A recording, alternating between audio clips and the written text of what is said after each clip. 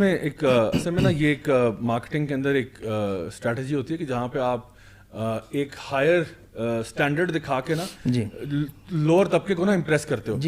میرا ایک دوست تھا, وہ ایک ٹوبیکو کمپنی کے ساتھ کام کرتا تھا, اور میں نے اس سے ایک دفعہ پوچھا یہ جو ایک برانڈ ہوتا تھا سگریٹ کا, ریڈ اینڈ وائٹ, اگر آپ کو شاید یاد ہو, پرانا برانڈ تھا. اچھا, ریڈ اینڈ وائٹ جو تھا نا, اس کی جو ایڈ کیمپین تھی, کسی کو اگر یاد ہو 90s میں 2000s میں, اس کے بعد تو آئی تھنک سگریٹ کے ایڈس پہ بین لگ گیا تھا. تو اس کی جو ایڈورٹائزنگ تھی نا, اس میں سارا کا سارا تھا red and white. For example snooker کے ساتھ اس کو افیلیٹ کیا تھا کہ red and white pool table پہ وہ بال پڑے ہوئے ہیں. اچھا, پھر فراری آتی ہے, وہ بندہ, اچھا جیمز بانڈ کی تھیم تھی, سوٹڈ بوٹڈ بندہ تھا, اور وہ آ کے ریڈ اینڈ وائٹ کھولتا تھا, لڑکی اس کے ساتھ آ کے اس کو پکڑ لیتی تھی, اور پھر وہ سگریٹ لگاتا تھا اور پول کھیلتا تھا, فراری چلاتا تھا, مطلب all that. So basically it was like a James Bond theme, but you know اس کو وہ جو نا کلر اسکیم انہوں نے ریڈ اینڈ وائٹ رکھی ہوئی تھی. اچھا, یہ جو سگریٹ تھا یہ بہت ہی لو انکم بریکٹ کا سگریٹ تھا, یعنی وہ ہوتا ہے نا کہ 3 روپے والی ڈبی والا, ٹھیک ہے. تو اب یہ جو, تو میں نے میرا جو دوست تھا, میں نے پوچھا یار آپ کا برانڈ جو ہے وہ ریڈ اینڈ وائٹ ہے, اور یہ اس کی جو ایڈورٹائزنگ ہے یہ آپ اٹلی سے بنواتے ہو, یعنی وہ جو پوری جو ہے کہ بندہ گاڑی میں پھر رہا ہے, فراری ہو رہا ہے, تو وائی ناٹ شو یعنی دیسی بندہ.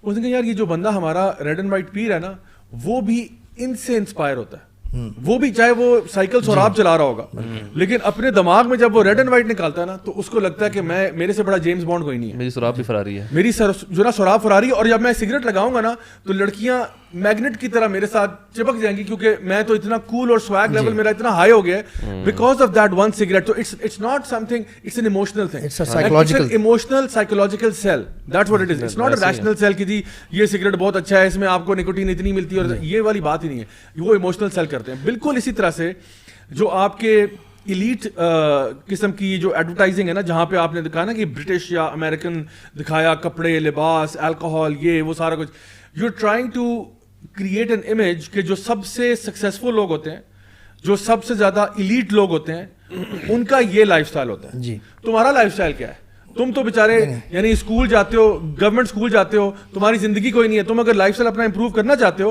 تو تم بھی اسی قسم کی جو ہے نا حرکتیں شروع کرو. یہ سبلیمنل میسیجز ہیں جو کہ انجیکٹ کیے جاتے ہیں دماغوں میں. عام بندہ جب دیکھ رہا ہے اس کو لگتا ہے کہ یار this might be the destination, this is where I should reach, try to reach subliminally. پھر اس میں ایک اور بات ہے کہ ہم کاپی کی بات کر رہے تھے, جیسے علی بھائی نے بھی کہا کہ کوئی لمٹ تو ہونی چاہیے یار, خدا کے لیے مسلمان ہیں ہم.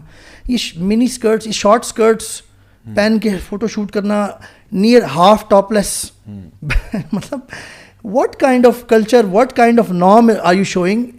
آپ بھی ضیاء بھائی باہر رہے ہیں, آپ بھی ہوئے ہیں, میں بھی رہ کے آیا ہوں.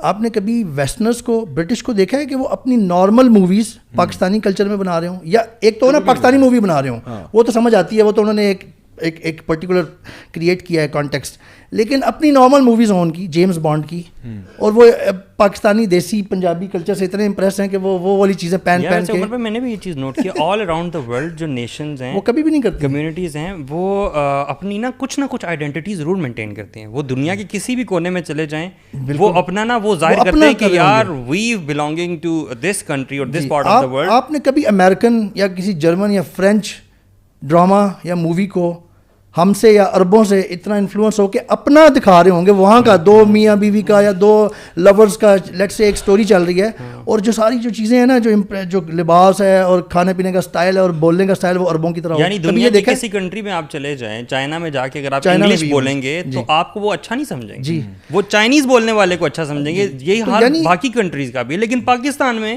اردو بولنے والے کو برا سمجھا جائے گا, انگلش بولنے والے کو اچھا. تو یعنی کوئی حد ہونی چاہیے, کوئی اپنی اپنائیت تو ہونی چاہیے, خود ہی ہونی چاہیے کہ آپ اپنا آپ بھی ہے کوئی آپ کا, ہر چیز ہم دوسرے کی فالو کر کے. اصل میں یہ جو ہے نا کلونیلزم کے نتائج ہیں, کیونکہ ہم لوگ اصل میں کالونائز ہوئے ہیں, ہمارے اوپر گورے نے حکومت کی ہے, اور ہم لوگ آج تک انفیریورٹی کمپلیکس سے نکل سکے, اس کے علاوہ کوئی وجہ نہیں ہے اس کی.